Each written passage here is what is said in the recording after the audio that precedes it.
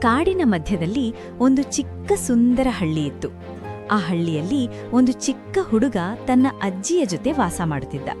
ಆ ಹುಡುಗ ತುಂಬಾ ಮುದ್ದಾದವನು. ಹಳ್ಳಿಯ ಎಲ್ಲರಿಗೂ ಅವನು ಬಹಳ ಇಷ್ಟ.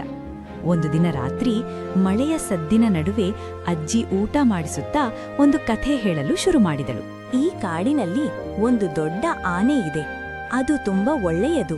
ಕಾಡಿನ ಪ್ರಾಣಿಗಳಿಗೆ ಸಹಾಯ ಮಾಡುತ್ತಾ ಇರುತ್ತದೆ ಅಂದಳು. ಹುಡುಗನ ಕಣ್ಣುಗಳು ಮಿನುಗಿದವು. ಅಜ್ಜಿ, ಆನೆ ಇಲ್ಲೂ ಸಹ ಬರುತ್ತಾ? ನೀನು ಜೋರಾಗಿ ಓ ಅಂತ ಕೂಗಿದ್ರೆ ಆನೆ ಬರುತ್ತೆ ಅಂದಳು. ಅವನು ಹೊರಗೆ ಹೋಗಿ ಓ ಓ ಓ ಅಂತ ಜೋರಾಗಿ ಕೂಗಿದ. ಆದ್ರೆ ಆನೆ ಬರ್ಲಿಲ್ಲ. ಮತ್ತೆ ಮತ್ತೆ ಕೂಗಿದರೂ ಏನೂ ಆಗಲಿಲ್ಲ. ಕೊನೆಯಲ್ಲಿ ಬೇಸರಗೊಂಡು ಮನೆಗೆ ಬಂದು ಮಲಗಿದ. ರಾತ್ರಿ ಅವನಿಗೆ ಒಂದು ಸುಂದರ ಕನಸು ಬಂತು. ಆ ಕನಸಿನಲ್ಲಿ ಅದೇ ಆನೆ ಬಂದಿತು. ದೊಡ್ಡದಾಗಿ ಮುದ್ದಾಗಿ ನಿಂತಿತ್ತು. ಹುಡುಗ ಸಂತೋಷದಿಂದ ಅದರ ಜೊತೆ ಆಟ ಆಡಿದ. ಅದರ ಮೇಲೆ ಕೂತು ಸವಾರಿ ಮಾಡಿದ. ಬೆಳಗ್ಗೆ ಎದ್ದು ಅವನು ಉತ್ಸಾಹದಿಂದ ಅಜ್ಜಿಯ ಬಳಿ ಓಡಿದ. ಅಜ್ಜಿ, ನಾನು ಆನೆ ನೋಡಿದೆ, ಅದರ ಜೊತೆ ಆಟ ಆಡಿದೆ. ಅಜ್ಜಿ ನಗುತ್ತಾ, ಅದು ಕನ್ಸು ಅಯ್ಯ ಅಂದಳು. ಇಬ್ಬರೂ ಸೇರಿ ಜೋರಾಗಿ ನಗಿದರು.